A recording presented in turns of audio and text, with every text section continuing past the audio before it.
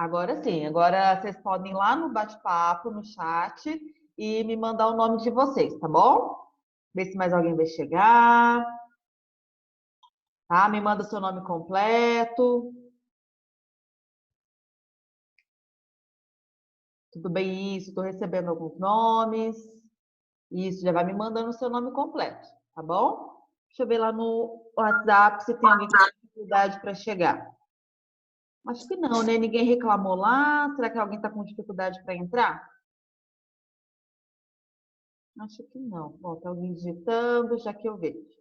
Tudo bem, turma? Passaram bem o final de semana? Essa antecipação de feriado, a gente não teve Uhum. feira, né? Nessa sexta também não vai ter aula, né? Por aquele calendário que o Vira encaminhou para nós, não teremos aula essa segunda, né? Essa sexta-feira, né? Ah. Dia 22, se não me engano. Deixa eu confirmar aqui se é Onde 22. que tá o calendário? Não achei. Ela colocou no SAS Conecta, Eu achei só o enviou cronograma para o de e-mail prova. dos pais, tá? Mas ela Ah, mandou no grupo também o recado, tá? Então, ó, nós tivemos o feriado na sexta-feira passada, dia 15. Teremos um no dia 22. E depois teremos um, se não me engano, dia 12 de junho, tá? Então, serão essas 3 semanas nós teremos Então, antecipados feriados, então tá? as aulas só devem voltar lá para agosto? Então, a gente não tem como prever, né, Renato? Porque, assim, eu queria que a gente pudesse, tivesse condições seguras de voltarmos semana que vem, né? Mas a gente sabe que essa pandemia ela tem se comportado de formas diferentes, né, em cada parte do nosso país e tudo mais. Então, não tem como fazer previsão. Mas, ao que tudo indica, no segundo semestre, a gente já tem condição de voltar. E aí, para correr atrás do prejuízo, aqueles feriados que porventura poderiam ser emendados no final do ano, eles foram antecipados para agora, para a gente não perder tempo, né? Então, por isso que eles foram antecipados, ok? Já pensando e a lá na semana do frente. professor, Bia? Oi? A semana do professor. Então, aí provavelmente haverá uma nova reorganização do calendário, né? Então, provavelmente, assim, semana do saco cheio, se a gente conseguir voltar no segundo semestre, provavelmente não vai ter. Aqueles feriados que emendam, provavelmente não terão, né? Para a gente correr atrás do prejuízo. Até porque aposto que ninguém de nós quer perder o ano, né? Alguém aqui quer repetir de ano? Ninguém quer, né? Então a gente vai ter que correr atrás do prejuízo. Esses dias que a gente está tendo aula remota, né? Aula por aqueles vídeos do YouTube, até mesmo aqui pelo Zoom, já estão contando como dias letivos, né? Mas ainda assim a gente precisa das aulas presenciais se elas voltarem, né? Então, mas a gente tem que esperar para ver quais serão as cenas dos próximos episódios, tá? É, Mas assim, de esse forma ano alguma, a gente nenhum de vocês será prejudicado, tá? Então, por exemplo, a presença de vocês aqui, a execução das atividades, os próprios desafios que estão sendo feitos agora, eles são exatamente para que a gente possa, de certa forma, né, da melhor forma possível, conseguir acompanhar o desenvolvimento de vocês, tá? Ô, Bia, Oi, Luísa. provavelmente esse ano a gente não vai ter férias de julho, não é? Ah, provavelmente, não sei, não sei. Eu acho, Luísa, que em julho a gente não tem aula presencial ainda, tá? Tem tudo que esperar, que aguardar as determinações da Secretaria de Educação, tá? Mas eu não vou te afirmar porque eu não tenho essa informação ainda, tá? A gente tem que aguardar novas orientações, tá Ô, bom? Bia, esse Oi. ano vai continuar tendo 200 então, dias mas letivos. assim, algumas escolas estão adiantando essas férias de meio ano. E o Atenas? Então, ainda Até não tem essa previsão. Por enquanto, estamos mantendo o calendário. A única coisa que a gente fez, por enquanto, foi antecipar os feriados, tá? A gente está sempre seguindo as orientações do Conselho Nacional de Educação e da Secretaria Regional de Educação lá em Varginha, tá? Que é ao qual a UFENAS obedece, inclusive a nossa escola. Então, tudo que a gente está fazendo é de acordo com o que os órgãos competentes do MEC e assim por diante acabam nos orientando, tá? Ah, não é o Ivan que antecipou o feriado, não é isso, tá? Não é o Ivan que manda assim também. O Ivan, ele, claro, tem uma grande autonomia, mas não foi o Ivan que determinou isso, não, tá? Então, é algo que vem Professora, lá de cima, dos superiores da educação, tá bom? esse ano continua sendo 200 dias letivos? Não. Quando, por exemplo, uma determinada região passa por uma catástrofe, por exemplo, sei lá, uma chuva que inunda meio mundo, algum tipo de catástrofe ou doenças, como a gente está passando agora no caso dessa pandemia, ah, a LDB, que é um conjunto de leis que determinam como a educação deve ser, ela dispensa a obrigatoriedade de a gente cumprir 200 dias letivos. Então, no caso dessa pandemia, a gente foi dispensado desses 200 dias letivos. A gente não tem que cumprir 200 dias letivos dentro da escola, tá? Mas a gente tem que ter pelo menos 800 horas de conteúdo. Tá? Então, desde que a gente começou o nosso primeiro dia de aula, até quando encerrar o ano, vocês terão que ter tido 800 horas de conteúdos, pelo menos, entendeu? Mas, professor, Hum. isso que a Isadora falou é verdade. As outras escolas, elas anteciparam as férias e a gente continuou tendo aula nas férias deles. Daí, na nossa férias, a gente vai continuar tendo aula, a gente, Então, não sei, Alonso, eu não vou te falar isso, porque senão aí vai não ser tem nada sacanagem. determinado ainda, tá? Ao que tudo indica, a gente vai ter um recesso sim, tá? Mas eu não vou te afirmar porque eu não tenho essa informação, tá? Eu vou falar, não, a gente vai ter férias. Chega lá na frente e não tem, você vai falar, a Bia mentiu pra nós, tá? Eu não tenho essa informação, mas assim, provavelmente vocês serão informados com antecedência, tá? Tudo bem? De forma alguma, nenhum de nós será prejudicado, ok? Tudo bem? Pessoas, eu estava comentando com vocês nas últimas aulas sobre alguns povos dos reinos africanos, né? Quando a gente fala de África, a gente só imagina que tinha Egito e o bando de gente negando, né? Que vieram para o Brasil como escravos, mas a gente não tem a ideia do quão rica aquelas civilizações africanas poderiam ser, no aspecto de cultura, economia, religiões e assim por diante, né? Inclusive, os próprios europeus, quando se lançaram ao mar, começaram a colonizar áreas, eles não tinham essa noção desses povos, né? Como que eles se organizavam, da riqueza da cultura deles, né? Então, a gente começou a ver alguns povos, né? O último que nós falamos foi do Reino de Mali, não foi isso? Que, se não me engano, na página 8, a gente chegou a fazer alguns exercícios, né? Sobre o Reino de Gana, na verdade, né? E aí eu falei na última aula sobre o Reino de Mali. Então, eu vou compartilhar aqui uns slides com vocês para que a gente possa continuar o nosso conteúdo. Tudo bem? E aí, eu só vou lembrá-los de que quem ainda não me mandou o seu nome lá no bate-papo, me manda, por favor, tá? Vai lá no chat e me manda o seu nome, tá bom? Para isso valer como chamada. Tudo bem? Porque eu tô vendo que tem pessoas que ainda não me mandaram, tá bom? Tô vendo aí que vocês estão continuando mandando, isso mesmo. Pessoal, então eu desativei o microfone de vocês e vocês têm a possibilidade de ativá-lo caso haja alguma dúvida, ok? Então, ó, o que eu comentei com vocês sobre o Reino de Mali? Que a população que formou posteriormente o Reino de Mali era um grupo de pessoas que se chamava Mandinga, que existia numa área dominada por Gana, né? Que ao longo do tempo, Gana foi enfraquecendo e o Reino de Mali começou a se fortalecer, atacando povos da região aonde os mandingas estavam, a ponto de conseguir formar um império, né? E aí eu comentei com vocês que, por exemplo, esse governante de Mali se chamava Mansa, né? Ele era considerado um indivíduo que tinha poderes divinos, né? Então ele era o dono da terra, ele conseguia controlar as chuvas, ele era aquela ligação entre o que era humano e o que era divino.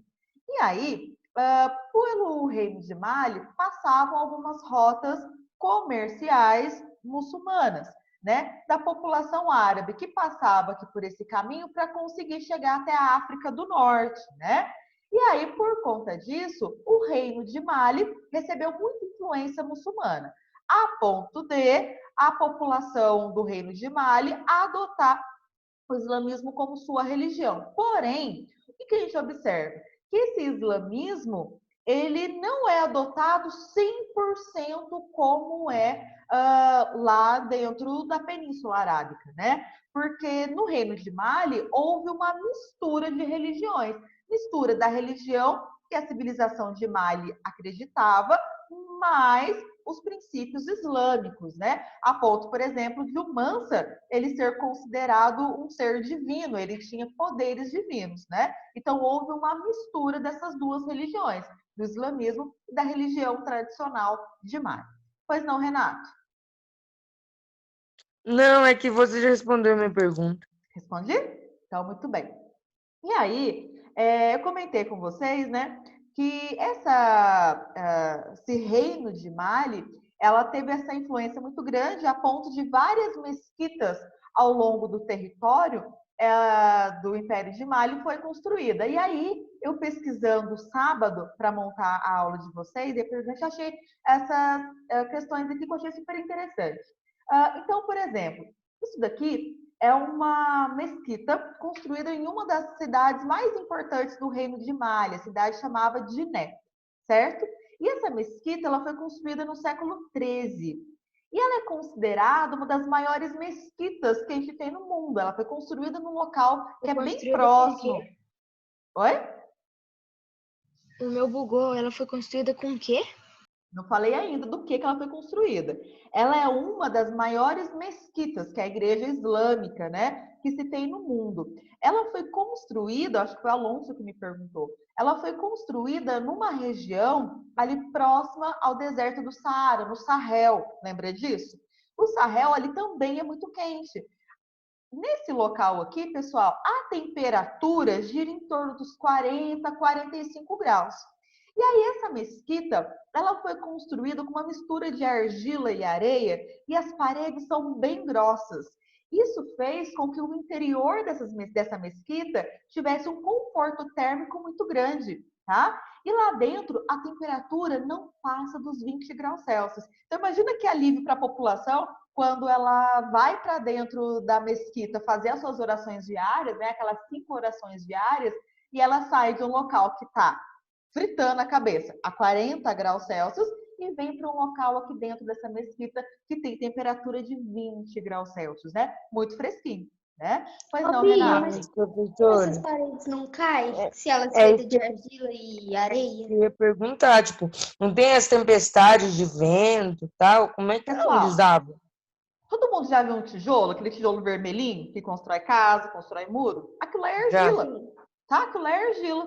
Bom, pode ser que a sua casa, o muro da sua casa, o prédio onde eu moro, são feitos de tijolo. Como é que não cai? Porque a argila, quando ela seca, ela vira um bloco muito resistente. Por isso que é utilizado na construção civil até os dias de hoje, tá? Então, essa Mas a foto... areia que eles fizeram era areia de construção, né? Não era areia do deserto.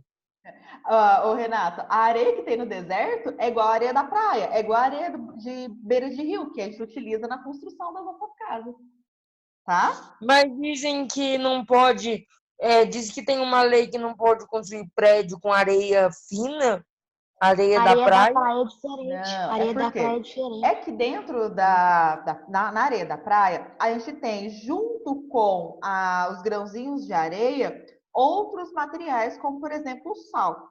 O sal, ele tem um alto poder corrosivo. O que é isso? Ele vai desmanchando as coisas, tá? Vai corroendo, fazendo ferrugem.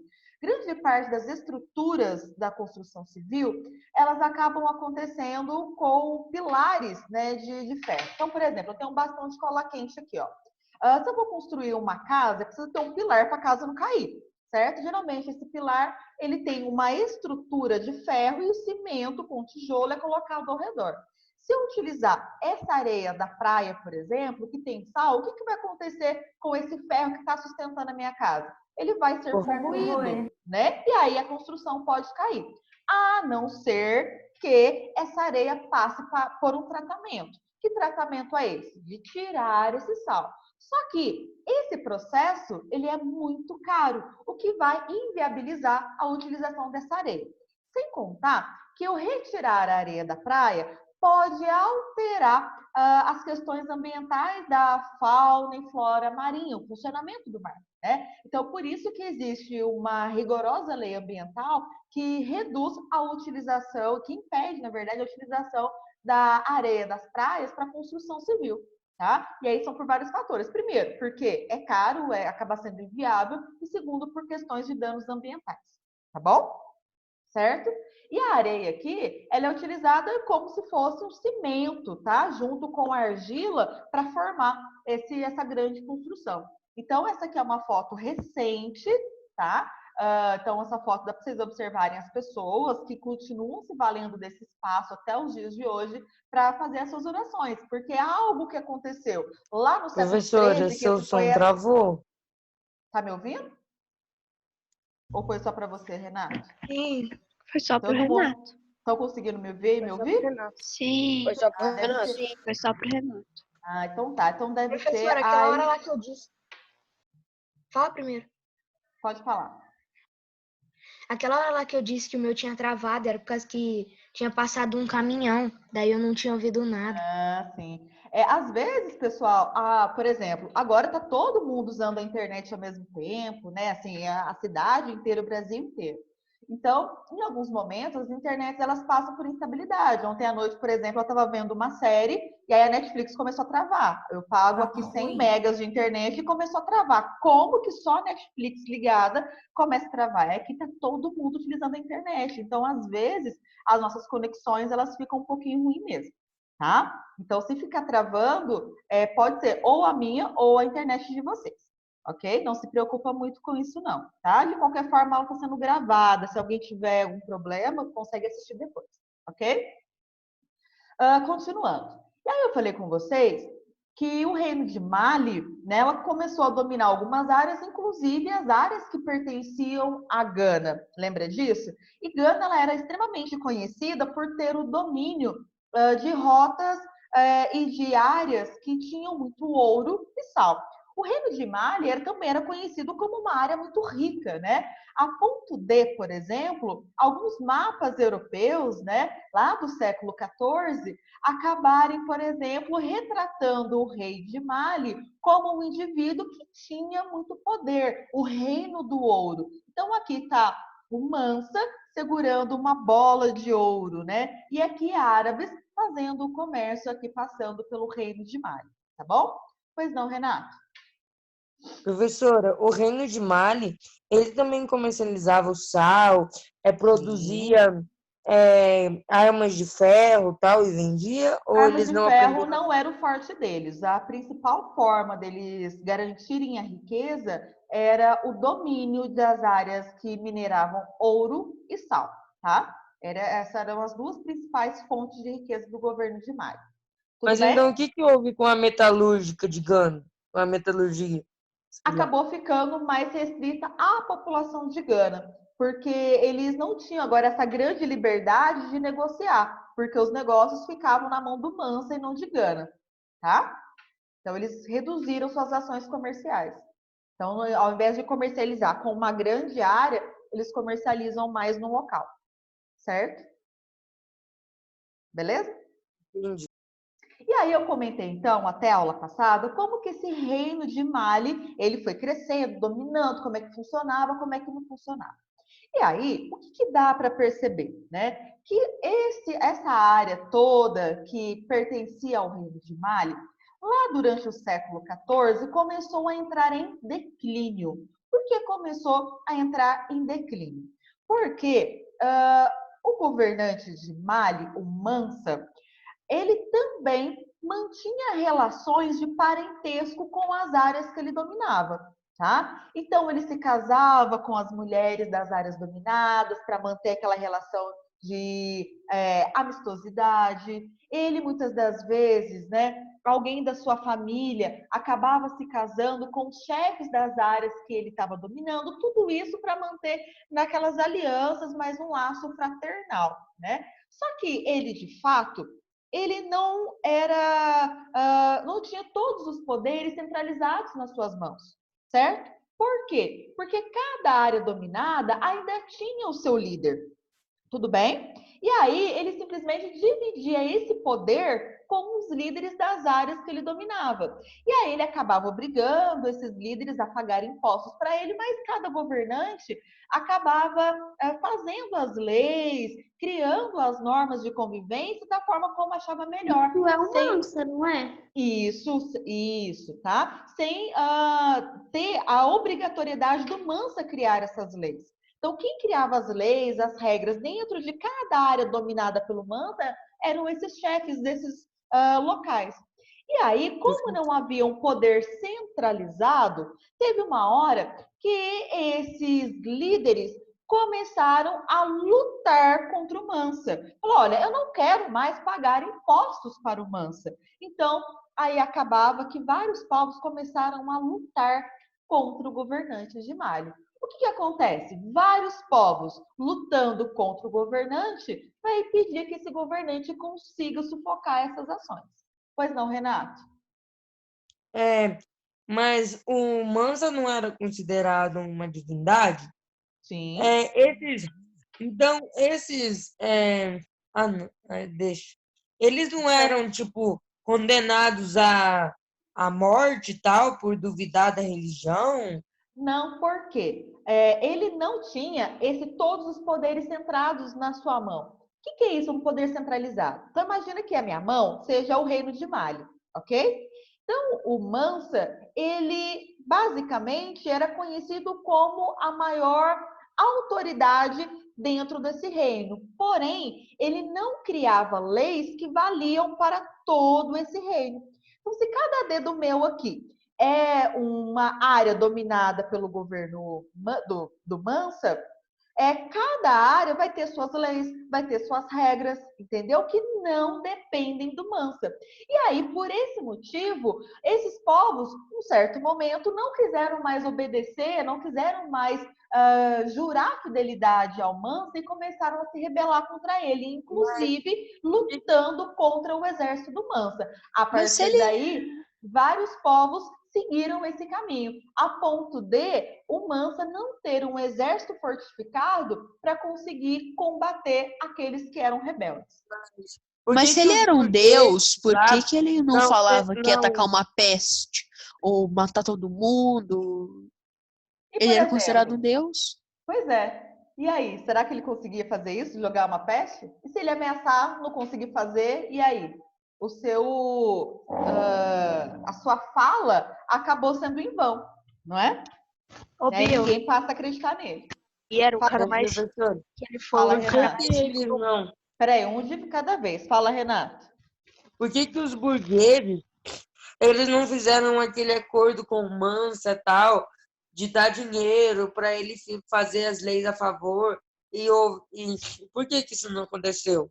Para começar, que a gente não tinha burguês, tá? Os burgueses são lá da Europa, a gente está falando da África, né? E no caso do Reino de Mali, aqueles indivíduos que eram os mais privilegiados na sociedade eram esses chefes militares e alguns sacerdotes, né? E eles, como não tinham um poder centralizado, né? Eles acabaram num certo momento, lá no século XIV, se rebelando contra esse Mansa, tá? Entendi. Tá? Então, assim, então diversos povos começaram a lutar contra esse governante. A ponto, por exemplo, do reino de Mali enfraquecendo e perdendo áreas que eles dominavam. E, por exemplo, um povo chamado Songhai, ele era um povo dominado pelo Mali. E aí, esse povo Songhai, ele fez o que Mali tinha feito com Gana. Então, esse império Songhai, ele acabou saindo desse reino de Mali, começou a dominar áreas ao seu redor, a ponto de expandir, inclusive, para áreas que eram antigamente do reino de Mali. Então, assim, o que a gente está vendo? Que surge um povo, forma um império, e em algum momento ele enfraquece. E aí aquele povo, um dos povos que esse antigo império dominava, começa a se fortificar, domina aquela área que antes era dominada, e é quando ele enfraquece, vem outro povo, se fortifica e domina aquela área, né? E aí... Ô, Bia, rapidinho, eu tenho uma dúvida. Ah, Mas por que eles escolheram Eu esqueci o nome Mansa. do Mansa.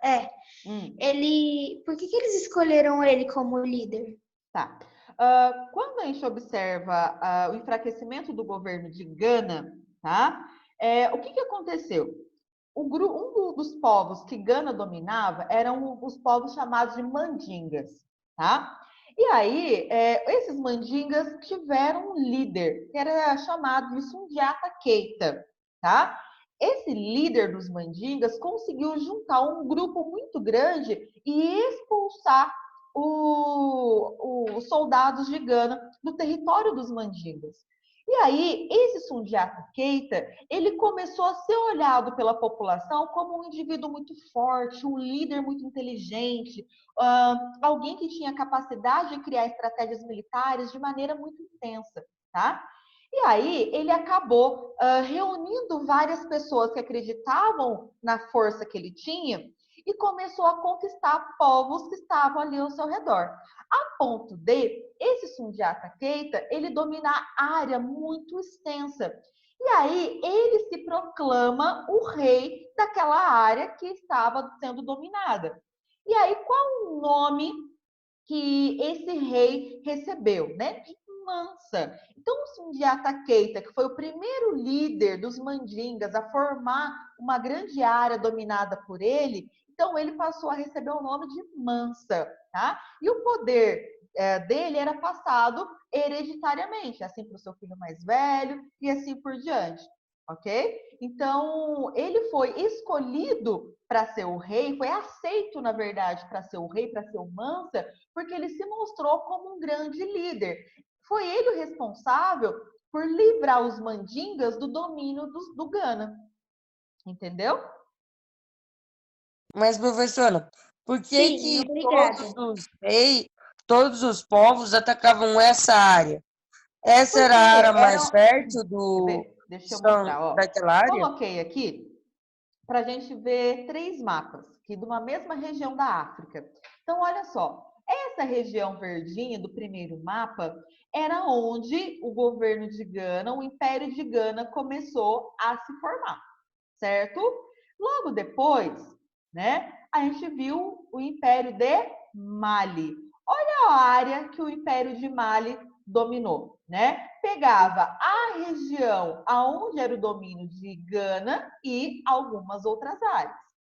Aqui, olha onde o Império Songhai ele se instalou. Aonde tinha um pedaço do Império de Gana, do Império de Mali e foi para algumas outras áreas. O que a gente viu? O primeiro império formado na região do Sahel foi o Império de Gana. Então, num certo momento, Gana conquistou uma certa área que ninguém questionava. Só que, a partir de um certo momento, o governo de Gana foi enfraquecendo a ponto desse Império de Gana ser dominado pelos Mali, certo?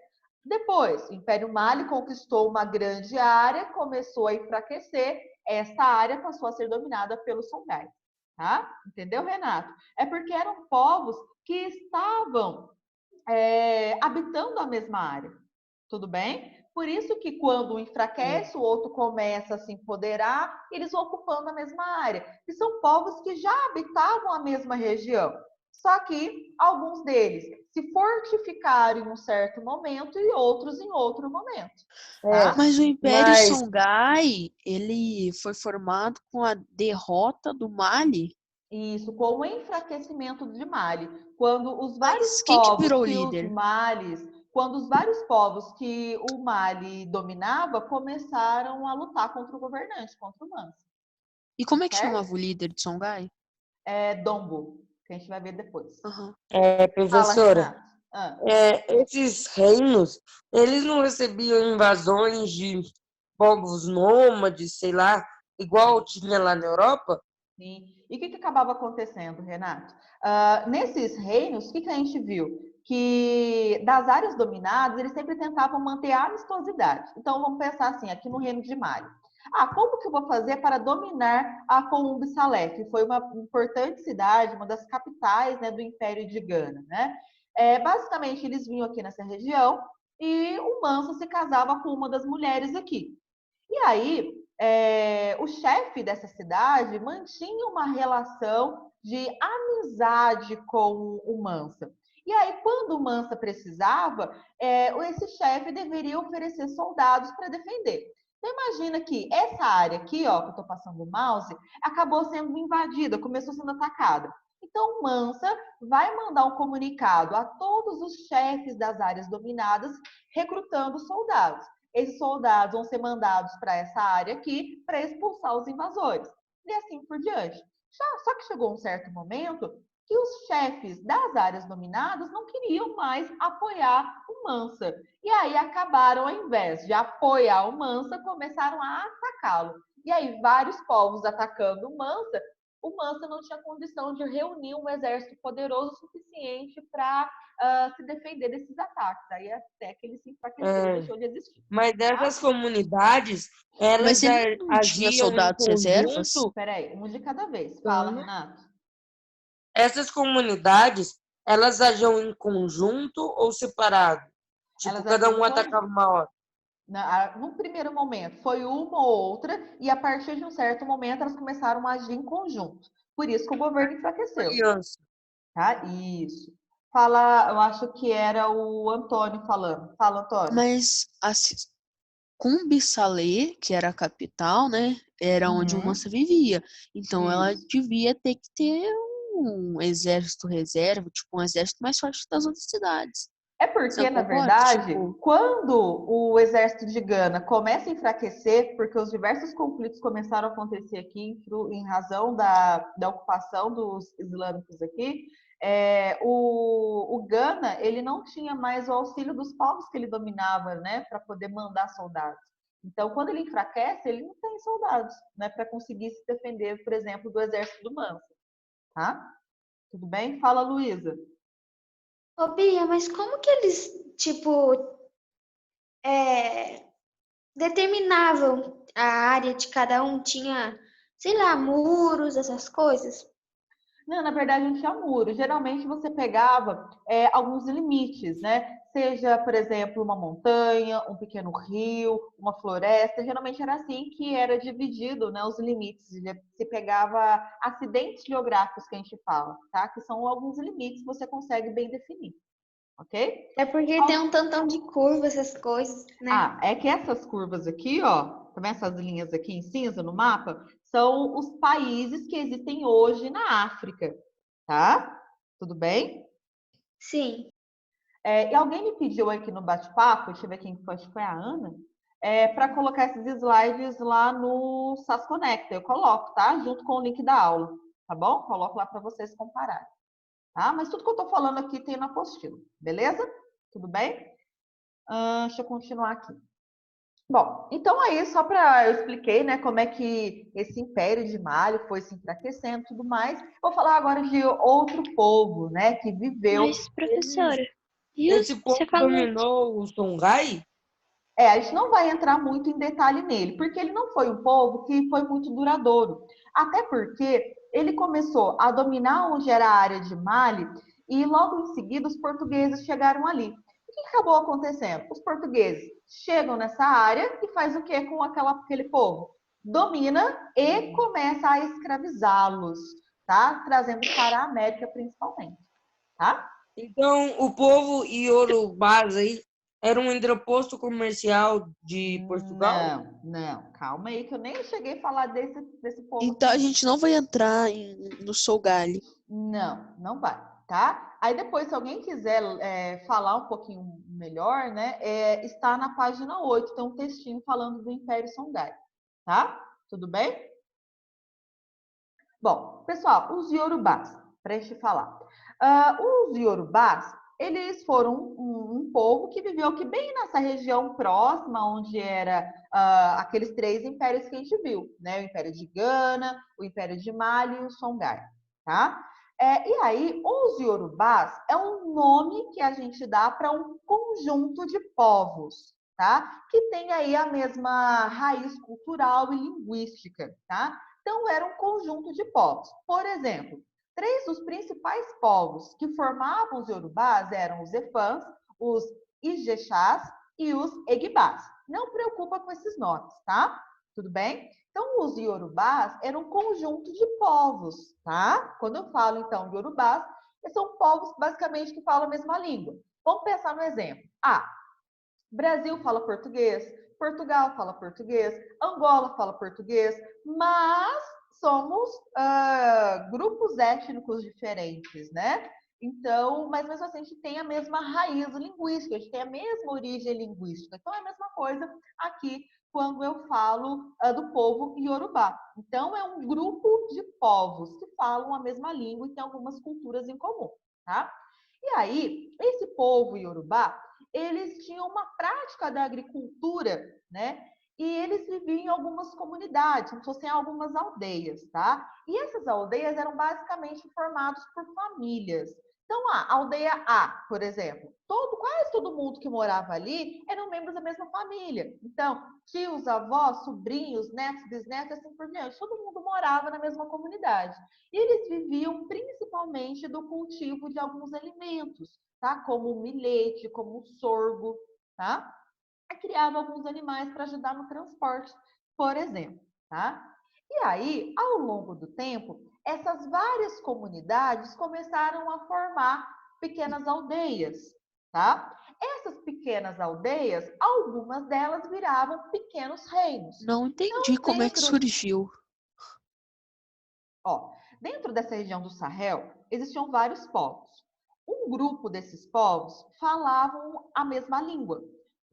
Por eles falarem Mas a de mesma onde que veio língua, essa eles mesma foram língua? batizados de Iorubás, certo? E aí, esses Iorubás, eles tinham como prática viver da agricultura. E ao longo do tempo, eles foram se fixando em diferentes áreas, como, por exemplo, essa mancha verde aqui, essas 4 principais áreas aqui, ok? Então, essas comunidades onde eles foram se agrupando, formaram pequenas aldeias, onde todo mundo que morava nessas pequenas aldeias tinha alguma relação de parentesco, tá? Tudo bem? Fala, Luísa.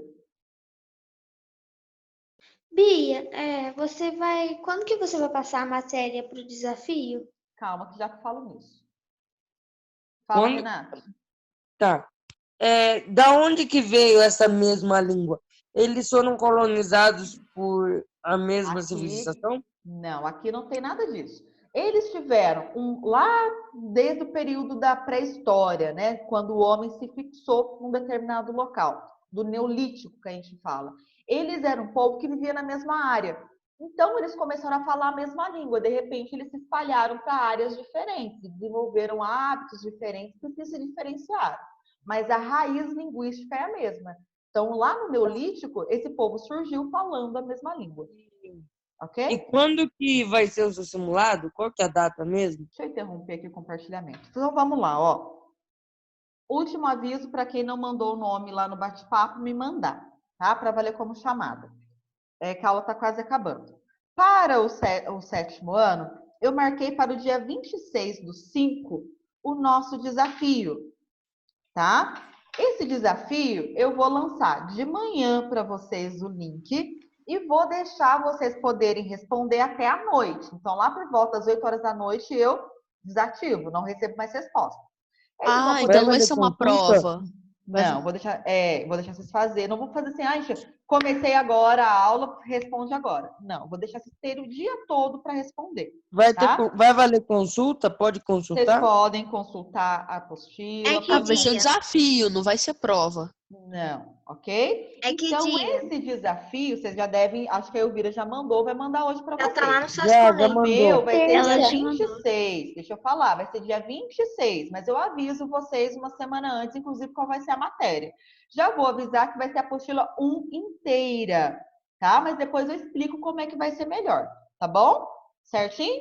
Pessoal, eu vou passar uma tarefa para vocês, coloco no SAS Conecta daqui a pouco. Tudo bem? Junto com o link da aula, ok? Certinho? Vai acabar a aula daqui Vai a precisar pouco. guardar nome para esse desafio?